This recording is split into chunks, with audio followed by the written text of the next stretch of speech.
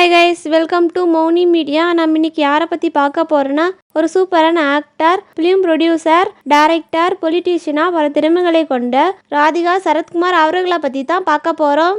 இவங்களோட personal life அப்படின்னு பார்த்தீங்கன்னா, இவங்க அப்பா அம்மா பேர் எம்ஆர் ராதா அண்ட் கீதா. இவங்க அப்பா சென்னையை சேர்ந்தவங்க, இவங்க அம்மா இலங்கையை சேர்ந்தவங்க. அடுத்ததாக இவங்க பள்ளிப்படிப்பை இந்தியா, இலங்கை, லண்டனில் முடித்தாங்க. இவங்களுக்கு ஒரு சிஸ்டர் இருக்காங்க, அவங்க பேர் நிரோஷா. அடுத்ததாக இவங்களுக்கு ராஜு அண்ட் மோகன் அப்படின்னு 2 தம்பிகளும், ராதா ரவி அண்ட் எம்ஆர்ஆர் வாசு அப்படின்ட்டு 2 அண்ணன்களும் இருக்காங்க.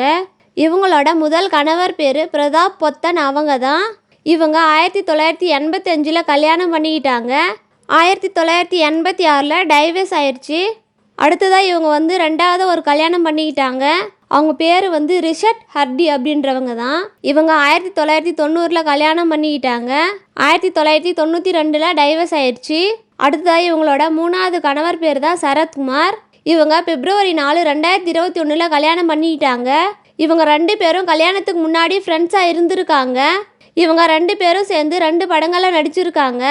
1994 அண்ணாச்சி அப்படின்ற படமும், 1997 சூரியவம்சம் அப்படின்ற படத்துலையும் நடிச்சிருக்காங்க. இவங்களுக்கு 1992 ரயானி அப்படின்ற மகளும், 2004 நகுல் அப்படின்ற மகனும் பிறந்தாங்க. அடுத்ததாக இவங்க மகன் 2016 கிரிக்கெட் வீரரான அபிமன்யு மிதுனை கல்யாணம் பண்ணிக்கிட்டாங்க. இவங்களுக்கு ஒரு பேரனும் ஒரு பேத்தியும் இருக்காங்க. அடுத்ததாக இவங்க எப்படி சினிமா துறைக்கு வந்தாங்கன்னா, அடுத்ததாக இவங்க 1998 பாரதி ராஜா சார் அவரை திடீர்னு பார்த்ததுக்கு அப்புறமா தான் தமிழ் படமான கிழக்கு போகும் ரயில் அப்படின்ற படத்தில் முதலாக அறிமுகமானாங்க. அதுக்கப்புறமா தான் இவங்க நிறைய தமிழ், தெலுங்கு, கன்னடம், ஹிந்தி, மலையாள படங்கள்ல நடித்தாங்க. அதுக்கப்புறமா 1985 அவங்க மீண்டும் ஒரு காதல் அப்படின்ற படத்தை தயாரித்தாங்க. இந்த படத்துக்கு இவங்க சிறந்த அறிமுக இயக்குனருக்கான இந்திரா காந்தி விருதை வாங்கியிருக்காங்க.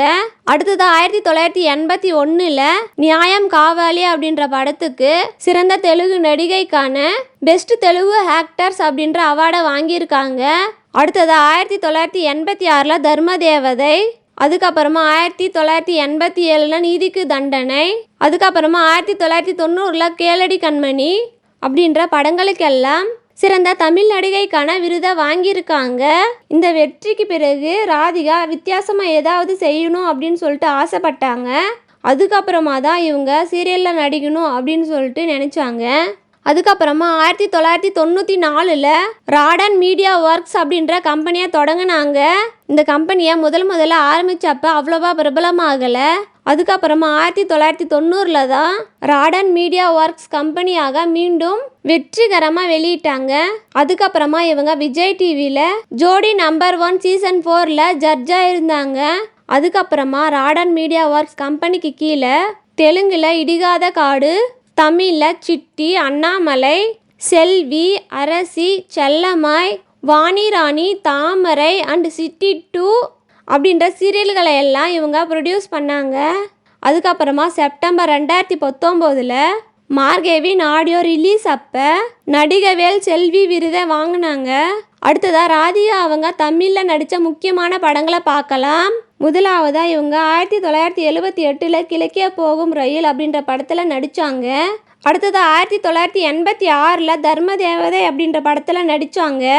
அடுத்ததாக 1987 நீதிக்கு தண்டனை அப்படின்ற படத்தில் நடித்தாங்க. அடுத்ததாக இவங்க 1958 பூந்தோட்ட காவல்காரன் அப்படின்ற படத்தில் நடித்தாங்க. இந்த படத்துக்கு இவங்க தமிழ்நாடு ஸ்டேட் ஃபிலிம் அவார்டும், filmfare award for best actors அப்படின்ற அவார்டை வாங்கியிருக்காங்க.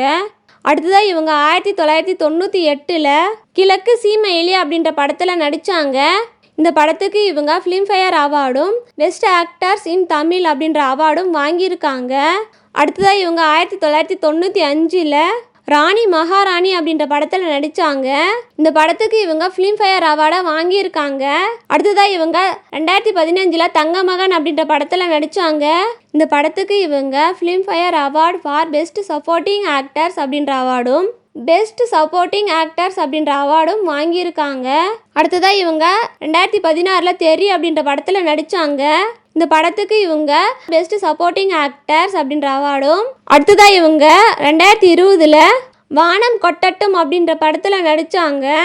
Award for best supporting actors அப்படின்ற அவார்டும், filmfare award for best supporting actors அப்படின்ற அவார்டும் வாங்கியிருக்காங்க.